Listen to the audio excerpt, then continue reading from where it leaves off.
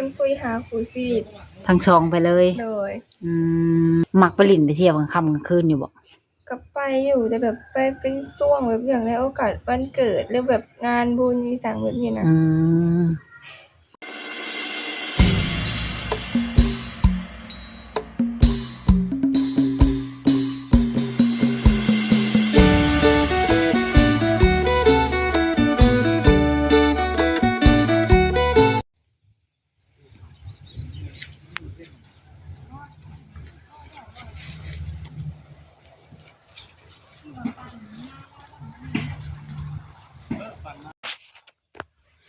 กราบสบายดีและสวัสดีเด้อพ่อแม่พี่น้อง FC เบิดสุขุสุขคน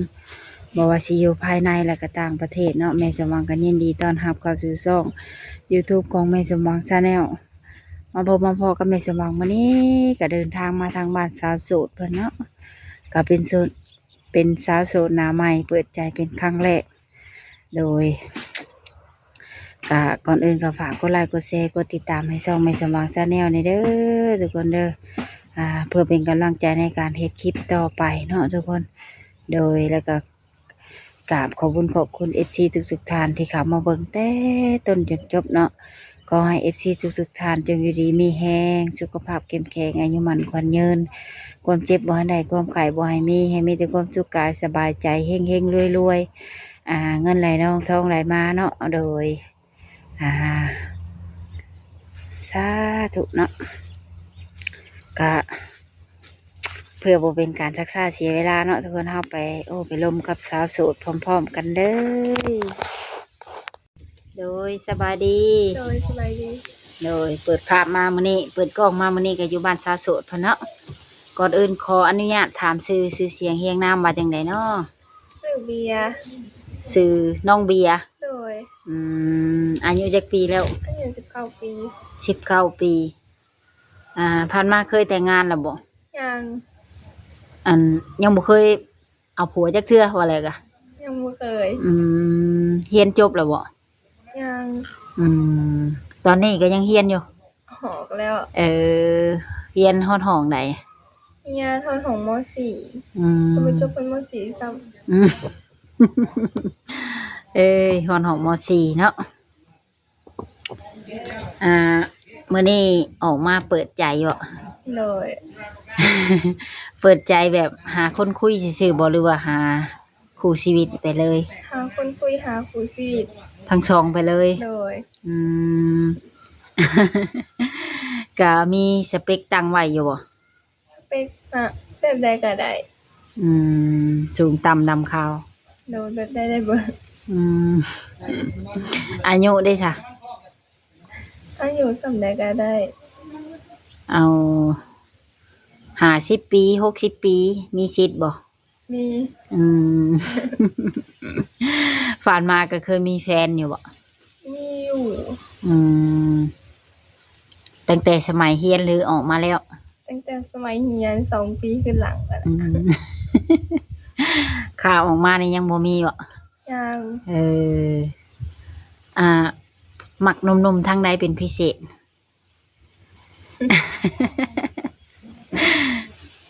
ลาวไทยหรือว่าต่างประเทศได้เบิดอันเจ้านี่พ่อแม่เป็นเวียดบ่ลาวแต่ว่าเจ้าหน้าตาแบบเด็กคล้ายๆเวียดเนาะเด็กคือแบบลูกครึ่งลูกหยังอยู่เฮือนเฮานี่เฮ็ดอาชีพหยังเป็นหลักบ่ได้เฮ็ดหยังนาบ่ได้เฮ็ดบ่บ่มีนาพ่อแม่ได้ค่ะพ่อแม่ค่ะแม่ก็เป็นประชาชนพ่อเป็นทหารแล้วข้าวน้ำซ้ำปลาได้ค่ะบางเทื่อก็ซื้อแต่ว่าแต่ละปีสิไปเฮ็ดนานำพี่น้องอะนะไปซอยนาพี่น้องประมาณนี้บ่โดยแต่เพิ่นก็เอาข้าวให้เฮามากินโดยพี่น้องน่ะอยู่บ้านเดียวกันนี่บ่โดยอยู่บ้านเดียวกันจะมีอ้ายน้องคิงจักคนจ้ะ3 คนโดยรวมทั้งเฮาเป็น3เจ้าเป็นลูกสาวกกลูกสาวหลาผู้หญิงจักคน 3ยิงบ่3เลย ป้าเป็นผู้หญิงหมด3เลย เลย เออ วันนี้ชุมเอื้อยจันเพิ่นมีครอบครัวบ่แล้ว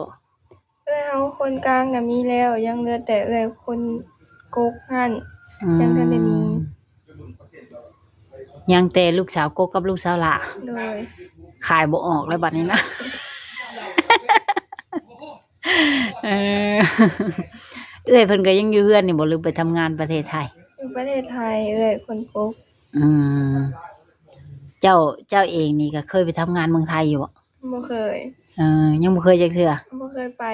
อืม มักไปลิ้นไปเที่ยวกลางค่ำกลางคืนอยู่บ่ ก็ไปอยู่แต่แบบไปเป็นช่วงแบบอย่างในโอกาสวันเกิดหรือแบบงานบุญอีสังแบบนี้นะ อืม พ่อแม่ห่วงบ่ ก็หวังอยู่ ไปใส่ก็ต้องได้บอกเพิ่นแหละเนาะ แม่นต้องได้บอก คันสิไปเที่ยวแซ่ๆแอมช่ำนี่บ่ได้แล้วเนาะ เลย พอเพิ่นเป็นทหารได้ทุกคนบ่แม่นคนเป็นทหาร บ่หยอกเพิ่นเนาะ เคยไปเที่ยวไกลที่สุดนี่ฮอดไส อยู่แถวบ้านนี่ทางแข้งเขายังบ่เคยเอา เออ บุญออกพรรษาเมื่อกี้นี้ได้ไปเที่ยวอยู่บ่งานชมเรือช่วงหยัง ก็ไปอยู่ได้ อืม สวรรณเขต เลย ไปกลางเว้นบ่หรือกลางคืน กลางเว้น บ่ได้ไปช่ำลอยกระทงกลางคืน บ่ได้ไป อ้าว หมู่รุ่นเดียวกันนี่ก็เพิ่นเอาผัวมีครอบครัวเบิดบ่ แม่น เออแต่ละมื้อละวันไปลิ้นใช่เจ้า ก็อยู่แถวบ้านนี่แหละ ยามกลางเว้นสินะแบบหมู่สร้างครอบครัวเบิดแล้วยังแต่เฮา แม่น ลิ้นโทรศัพท์ไปส่วนหลายเนาะ แม่น เพราะว่าหมู่มีครอบครัวแหละ เหงาบ่ เหงา เหงา เปิดใจได้จังมื้อแล้ว 2 มื้อนี้แล้ว 2 มื้อนี้แล้วเนาะ เลย หาก็ได้1มื้อมีคนแชทคนคุยเข้ามา ก็มีอยู่นะ เอ่อแจกเฟซบ่หรือ LINE ทั้งเฟซทั้งไลน์ ทั้งเฟซทั้ง LINE เนาะ เลย อ๋อเล่งขนาดเลย สิไปเป็น FC สิมาเป็น FC เรา เออ เล่งเนาะ เพราะว่าอากาศหนาวกำลังสิมาเนาะ เลย อยากได้ผ้าห่ม อยากได้ผ้าห่มกาคนแล้วเนาะ เออเพิ่นก็บ่เลือกคนน่ะบ่ติข้าวเปลือกบ่เลือกข้าวสารเนาะเพิ่นเป็นลูกชาวละโอ้ชาวละนี่มูลมังขอนเด้อจ้ะ ปัจจุบันนี่อยู่เพื่อนเรามีกี่คน มีอยู่หาคน มีพ่อแม่ แม่น เจ้า พระว่เอื้อยคนกกน่ะไปเฮ็ดเวียกอยู่ไทยแหละ มีแต่พ่อแม่แล้วก็มีเอื้อยแล้วก็อ้ายเคย เอื้อยผู้เอาผัวนั่นอยู่เพื่อนนี่ แม่น ก็สิประมาณนี้ทุกคนเลยโดย เพิ่นก็สิคืนๆอายๆเนาะ บ่เคยออกกล้องเนาะนะ โดย เคยแต่เซลฟี่ธรรมดาเฮา โดย ลง Facebook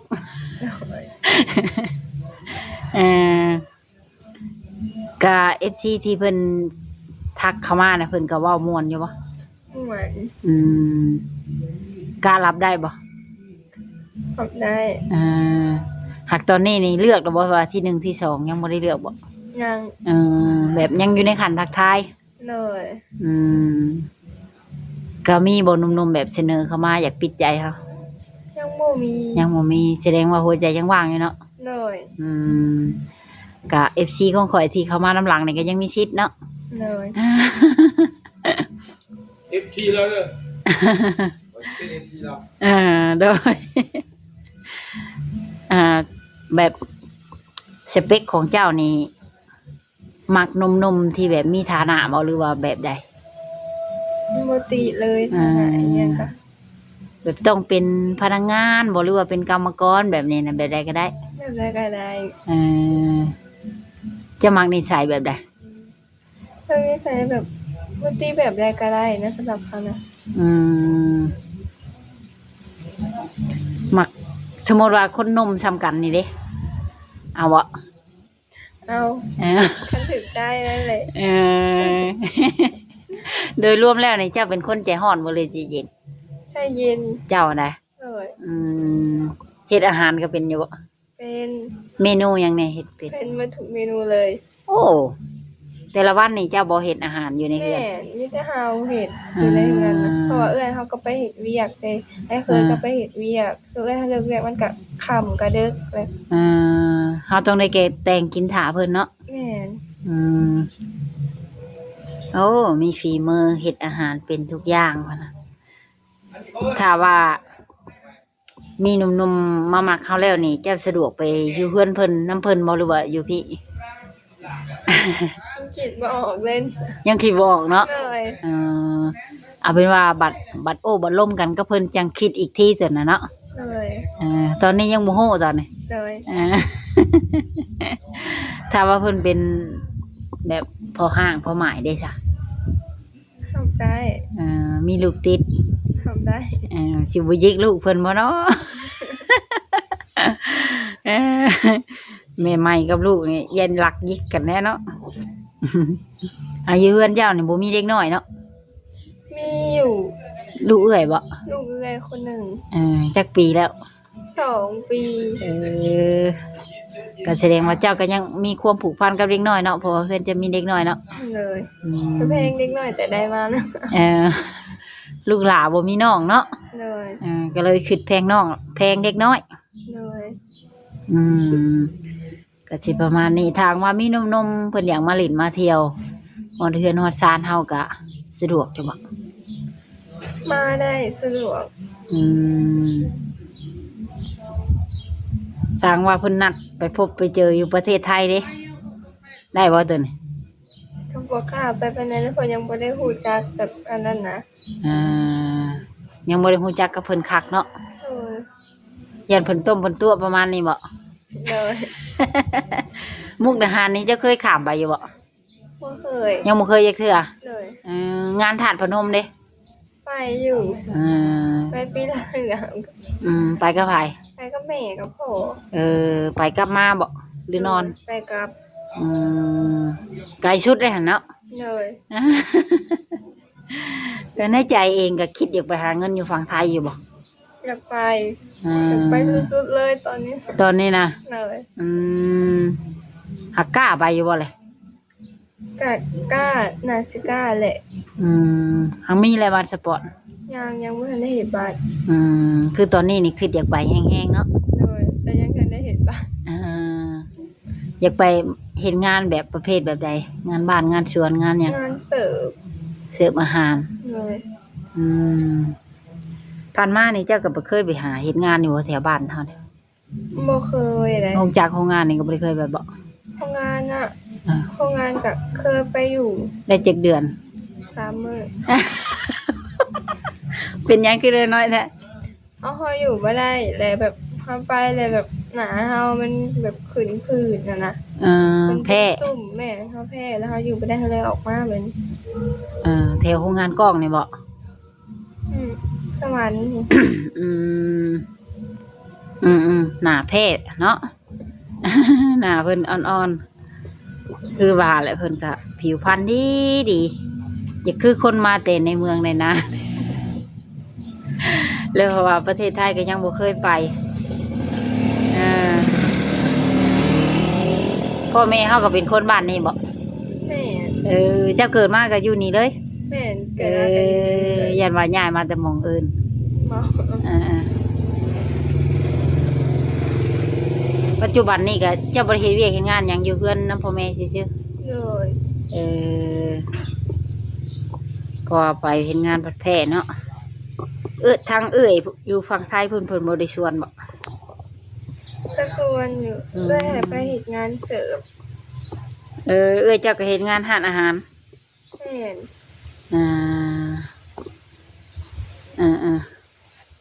ก็เลยมีแนวคิดอยากไปเนาะ โดย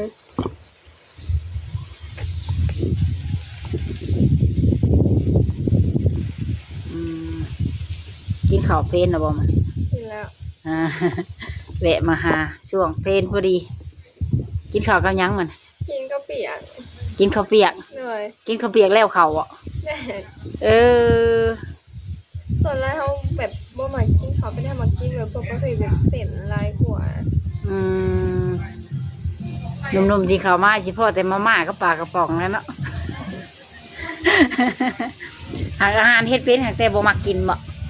เขาแบบมากินเส้นลายหัว อืมอืมก็โอเคย้ายมาต่อบอนนี้อีกเนาะเพิ่นฟังเพลง เอออันอยู่เดินเฮือนจะเบิดบ่อันแถวนี้น่ะนะ แม่น เออ เดินหลายเนาะ เลย อืมผู้เพื่อนอีกก็ยังได้อยู่ประมาณตั้ง4-5 หลังเนาะ เลย โอ้โหกินข้าวแล้วเรามัน ทางว่ามีหนุ่มๆเพิ่นนัดไปเที่ยวไทย โดยที่แบบมีช่อง YouTube พาไปเจ้าก็สิไปอยู่อ่ะ ไป คือแบบมีชุมข่อยกับสาวบุญเปียงพาไปนี่ไปบ่ ไป ถ้าว่าให้ไปผู้เดียวนี่บ่ไป บ่ไป เออ แบบบ่กล้าเนาะนางเนาะ เลย ถามว่าเพิ่นพาไปไว้บนใดบนหนึ่งนี่ก็สิบ่จักเขาทางกลับมาเนาะ เลย เพราะว่าบ่เคยไปไกลปานนั้นเพิ่นน่ะถามไว้เพื่อนหนุ่มๆเพิ่นอยากถาม ยังบ่เคยแต่งงานจักเทื่อติ เลย เจ้ามักหนุ่มๆแบบใดอยากฝากถึงเพิ่นลองเว้าเบิ่ง แบบใดก็ได้สำหรับเขานะเอาแบบบ่ติแล้ว แต่หนุ่มๆแถวบ้านนี่เป็นจังไดคือแบบบ่มีผู้มาลมบ่ บ่มี แม่นจะเลือกบ่น่ะ เขาบ่ได้เลือกแต่ผู้หัวเป็นหยังแบบมันบ่มีไผแบบกล้าแบบมาล้มเฮานะเขาบ่ฮู้ว่ามันเป็นหยังหยัง เจ้าว่าพอจะขึมพอเนาะ เราเป็นคนขึมมีหนวดมีเขาบ่ บ่ เพิ่นมีพ่อเป็นทหารเลยทุกคน FC ที่สิเข้ามาจีบเพิ่นน่ะห้ามหลอกลวงได้เพิ่นน่ะเนาะพอเรามีปืนเนาะ พอหยอกเพิ่น ได้ไปเที่ยวในช่วงมีแบบมีงานวันเกาะวันเกิด เลย เพราะว่าหมู่ส่วนหลายก็แต่งงานป้าเบิดแหละเนาะ เลย แล้วเป็นนี่ได้เจ้าคือบ่ได้ไปเข้าโรงเรียนต่ออีก เขาแบบ อยากหย่าบ่ เขาแบบบ่อย่างที่ยังสินะ เฮาพ่อแม่เฮาเพิ่นก็เห็นดีให้หย่าอยู่บ่ เราเห็นดี แล้วแต่เพิ่นว่าแล้วเนาะ จะบอกว่าแล้วแต่สุดแล้ว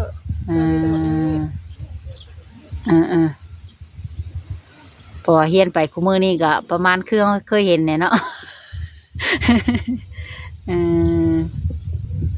โรงเรียนทางแบ่งบ่บ่นเจ้าไปเรียนนี่ ชัยเพชร มีมส. มีโรงเรียนมัธยม เลยมี อืม แต่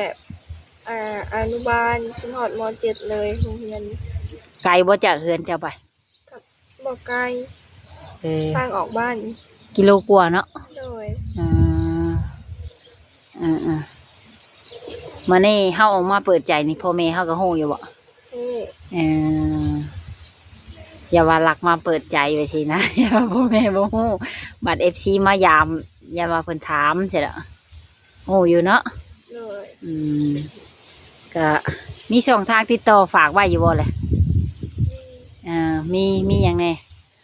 มีแต่เฟซ มีเฟซ มีกับไลน์ กับไลน์เนาะ เลย ทางเบอร์โทรศัพท์นี่บ่ได้ให้เนาะ สะดวกสองทางติดต่อพุ่นน่ะก็โอเคค่ะสำหรับคลิปนี้ก็สิได้ขอจบคลิปไว้เพียงเท่านี้ก่อน โดยเพื่อนข้างๆนี่เพิ่นก็ยังอยากเปิดเพลงต่อย ไปสั่งให้เพิ่นปิด ก็ไว้พอกันใหม่มื้อหน้ามื้อในเด้อนางเด้อโดยสำหรับคลิปนี้ก็สบายดีเดี๋ยวก็เป็นจังไดเนาะทุกคนหลังจากที่ได้ลมกับสาวโสดแล้วเป็นที่เรียบร้อยเนาะก็หวังว่าสิถึกมกถึกใจบ่หลายก็น้อยทางว่าภาพใดเนื้อหาใดคำบอกคำจาใดมันบ่สุภาพเนาะในสมองก็ต้องกราบขอโทษขออภัยนำหลายเด้อทุกคนเด้อโดยก็สำหรับคลิปนี้ก็สิได้ขอจบคลิปไปเพียงเท่านี้ก็ไว้พอกันใหม่ในคลิปหน้าสำหรับคลิปนี้ก็สิได้กล่าวคำว่าสบายดีเนาะบ๊ายบาย